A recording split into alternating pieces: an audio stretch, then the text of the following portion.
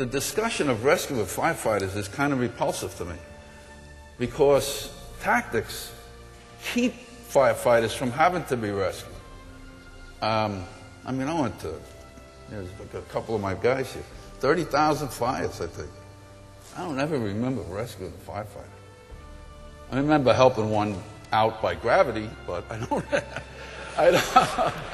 I mean, going to fires with two people on a fire truck, on a $600,000 fire truck, is lunacy. Take a bus, man. You save the city a lot of money. You are the fire service of tomorrow. And I'm telling you, take it over, because it's being taken from you. You understand? So if you want to have some type of future that you define, you have to be in charge. Tom Brennan was a fire service luminary who devoted much of his life to teaching firefighter safety. Throughout his career with the Fire Department of New York, as editor of Fire Engineering magazine, and as chief of the Waterbury, Connecticut Fire Department, Tommy Truck preached what he had learned and practiced as a firefighter and a captain of one of the world's busiest ladder companies. That safety and effectiveness at structural fires is achieved through interrelated, well-executed, and well-coordinated tactics, supporting the right firefighting strategy. As he used to say, tactics, tactics, tactics. Sadly, Tom Brennan was taken from all of us too soon, but his message does live on.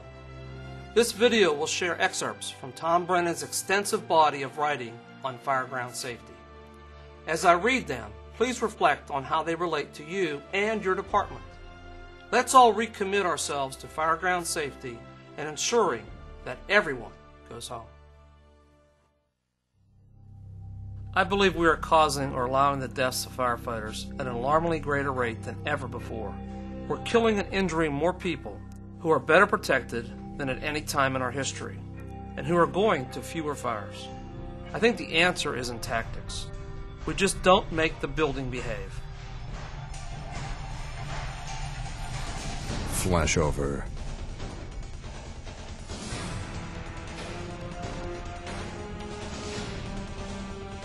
Building collapse.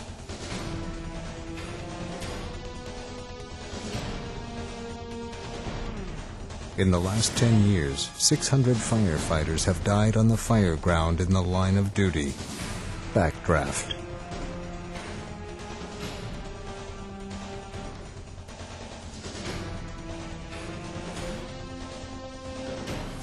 How can these line of duty deaths be prevented?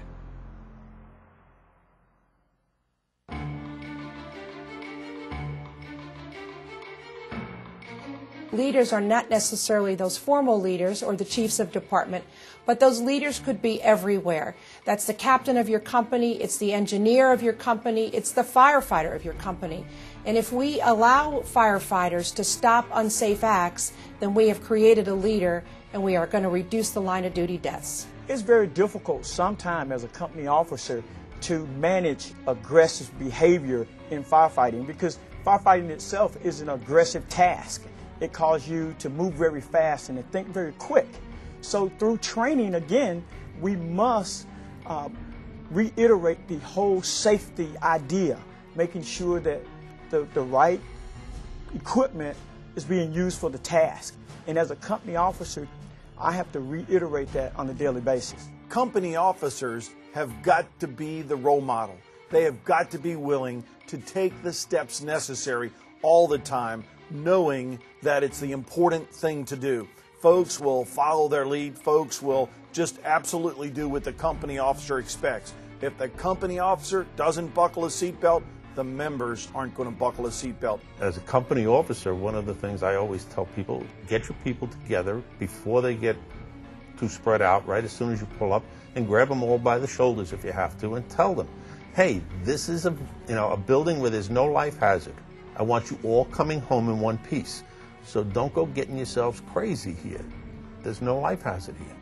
We bring people in the fire service because they're lovers of people, that they love the adrenaline rush of being able to get in. They're having a good time. They enjoy doing a job well done. But there comes a time when basically it's time to come out. And again, I'm not going to apologize for making that decision to pull you out. You can be mad with me for the rest of your very, very long life, if that be the case. But I cannot be responsible for seeing a situation deteriorate and allowing you to stay in because you're going to get mad with me. Well, that's a part of the process. That's a part of being a leader. Some days you have to make those kinds of decisions. If that means pulling out, we pull out, we regroup, we do something different. The firefighters are in there pulling ceilings and stretching hose lines and making searches. And chiefs are supposed to be, and company officers are supposed to be evaluating and monitoring and controlling that and seeing that that's going along safely, that they're not going beyond the parameters or the limits of safety, and that their aggressiveness is being used in a positive way. So that rests right on I think, the officers' shoulders. You know, firefighters are supposed to be aggressive, and that's why we're supposed to have officers there to hem them in a little bit if necessary. Probably the one thing I remember most about Worcester is not naturally the 6 firefighters that lost their lives heroically trying to search for the homeless people inside, but the fact that Chief Mike McNamee set the example and set a tone for our generation of firefighters when he said nobody else is going in. That was a big deal. There was a lot of pressure, but he saved a lot of firefighters' lives that way. Sometimes the boss has to say, we're done. We're not going in. We're going to fight it from the outside. That way I can send you home to your family.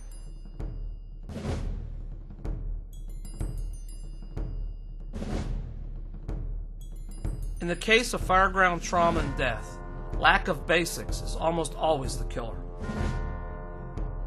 I have a very simple statement. That is, every firefighter in this country deserves to be adequately trained, adequately equipped, and adequately led under fireground conditions. And if we do just those 3 things, we're going to hurt a lot fewer firefighters than we have in the past.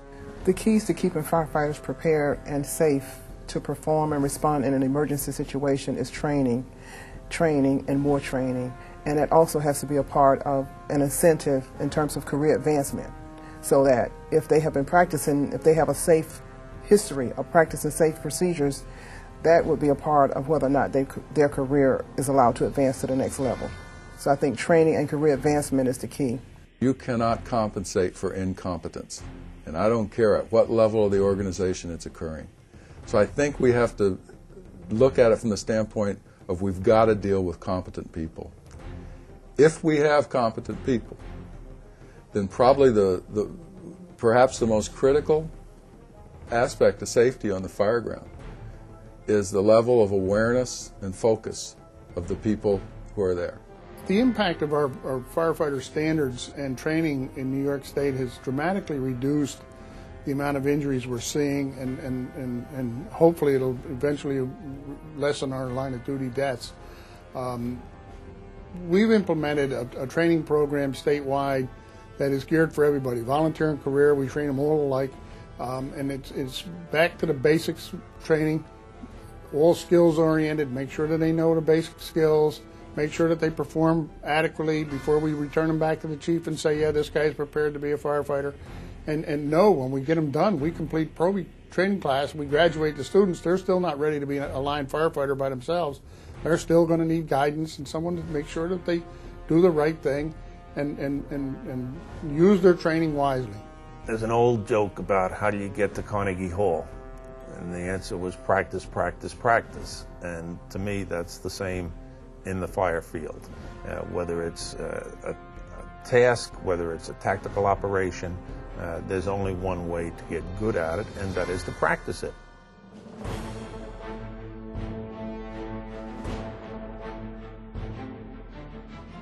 If you cannot put the tactics in place, sufficient water supply, forcible entry, ventilation and search, to support the decision to begin an offensive attack, you must change to momentarily defensive or totally defensive at some point soon. Well, it's critical that we study why and how people make decisions so that we understand what happened in previous events and how to avoid unforeseen consequences and negative consequences, but also that we know when things go correctly, why they went correctly. Studying how people make decisions will help us to understand our own thought process. And once you understand your own thought process, it improves your ability to train people, and it improves your ability to understand their ability on the fire ground and in other emergency scenes to make decisions. I believe we can teach fireground commanders and incident managers, incident commanders, how to make better decisions by keeping one thing in focus. Your job is to make sure everyone goes home the next day. That's your job. So everything that you do, every decision that you make, should be predicated on that outcome. So if I make this decision, does this impact that person's ability to go home the next day? If I leave them in there too long, if I don't give them adequate resources, if I don't call for the things I need, will they be able to go home the next day? When you pull up in front of a building, and let's say you have a fire in a building, are you willing to take a few seconds and size it up properly instead of just grabbing 1 3/4 and whistling up the front and popping the door and going inside the structure? Every building, every incident tells you a story before you commit yourself. If there's no life to be saved, we don't risk our lives. And if there is a life that can still be saved, not just that there are people trapped in a burning building, but if they in fact can be saved, then we'll take a calculated risk. Supervisors who become so focused on whatever the task is that their work group is doing and don't have the ability to stand back and evaluate what is the risk profile of that, how does it deal with our risk management plan, I think when that occurs, that we get in trouble, very simply. As soon as I realize I have a strategy, it's bigger than the resources I have available or the ones that I have coming, that means ask for more. We need to be ready to ask for help if we need it and not ashamed that we did ask, because in many cases, not asking for help has gotten firefighters seriously injured or killed. Coos Bay was another example of limited staffing. The building was unoccupied, there was no civilians in the building, and sometimes we have to make the decision we're not putting firefighters inside. If you question what level of risk or commitment that you're going to make going on the inside of a building, it's better to stay off the roof, stay out of the building, and stay alive. And that's an incredibly difficult thing for a fire ground commander to do.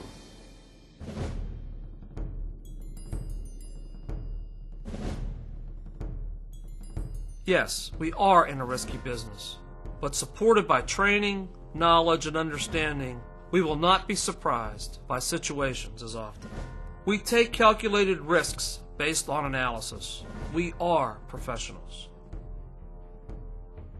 The SOPs, SOGs, operating instructions, guidelines, whatever we call them in our fire departments, in some ways are the foundation of our safety system, because what it does, it lets folks know what the boundaries are. It lets folks know what the expectations are. It helps to coordinate our activities on a daily basis. And it also helps us in those cases where we're doing something that we don't do all that often and we're not exactly sure how it should go, so we have a place to go reference. Someone who doesn't follow SOPs is setting themselves up not to be able to go home. That's what they're doing. They're putting themselves in a position to have a serious problem. They're also bringing everyone else into it, because now we have to go help the person who just broke the policy. So they are definitely a foundation to what we try to do on a daily basis. We should have zero tolerance for inappropriate behavior. Zero tolerance for people doing really stupid, goofy acts. But we have to have a real analytical approach to just exactly what kind of risk are we willing to take. How well trained are we to take that risk? How well equipped are we to take that risk? And then how much information do we have to take that risk? Given that, we're the best qualified people to go in dangerous circumstances and come out alive. In Santa Monica, after we had the earthquake of '94, we had hundreds, if not thousands, of abandoned buildings. And at one time or another, they all caught fire. And we changed our size-up procedures to, when we came across a fire in an abandoned building, that would be part of our size-up. This is an abandoned building. And that size-up statement would indicate to us, this is an amber light. This is not a green light. This is not a red light. This is an amber light. We want you to take a step backwards, take a step back. We want you to think about what you're going to do. We want you to prevent exposures from burning. We'll put this fire out, but we're not going to take any risk for our lives or any risk to our safety. We got some tremendous challenges in the fire service, and it's taken me a long time to realize one of them. We're probably never going to get enough staffing to do what we need to do. Very few departments have adequate staffing right now. And I've looked at a lot of the tragedies that we've had in the fire service, whether it's Keokuk or some of the other places. Not enough people on the fire ground to do the operations we need to do. I think we have to accept that to some point We have to continue to fight for personnel. I'm not saying we shouldn't go after the personnel, but we should work out situations and we should work out policies and procedures that we can safely do with the people that we have. We can't keep thinking that we're going to get more people and placing our people in danger. We got to be safe with who we have and do what we can do with the resources we have available. Accountability is fairly new to the fire service since it's a couple hundred years old here in the United States. But it's a factor that can make a huge difference on the fire ground. I had the opportunity to go to the UK where they have almost no firefighter fatalities. And one of the reasons is they make huge resource commitments to accountability itself, even tracking per firefighter individually how much air they have left and then commanding them out when their air level gets a little low. It's none of this, just give us 5 more minutes. It's none of this, I'll just work a little bit longer and then find my way out. It is, you will come out now because these parameters have been met and you will exit the building. We continue to work on operational readiness from a fireground perspective, looking at our SOPs, taking our SOPs apart, holding folks accountable for the SOPs, not only having an SOP, but actually following that SOP, focusing on a strong command structure, revising our command structure from top to bottom, and really challenging folks to be competent incident commanders. In fact, we put in place a competency evaluation for incident commanders so that we know that while the firefighters are inside on the line, that outside we've got good, strong command presence that assures us that when something goes wrong, we're going to be ready to deal with it.